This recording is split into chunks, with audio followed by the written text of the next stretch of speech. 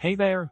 Today we have an interesting problem at hand that involves calculating the current value of inventory based on purchase orders. Picture this. You have a certain amount of inventory in a table with purchase orders. Now, your goal is to start from the latest purchase order, consider the value and quantity of that order, and work your way backwards until you reach the total inventory amount.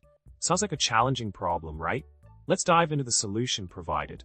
In this script, we're utilizing a formula that starts by defining the product and inventory variables.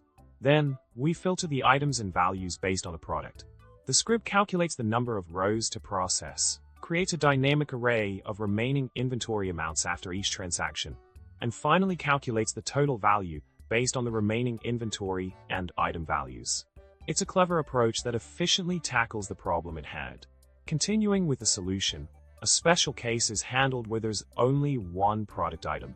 In this scenario, the script ensures that the entire inventory is considered. By reducing the inventory based on the purchase orders in reverse order, it accurately tracks the remaining inventory at each stage.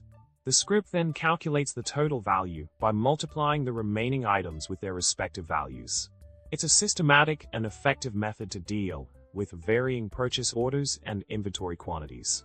To sum it up, we've explored a smart solution to determine the current value of inventory by analyzing purchase orders. By breaking down the process into manageable steps, we can accurately track the investment and make informed decisions. I hope you found this journey through the solution insightful and helpful.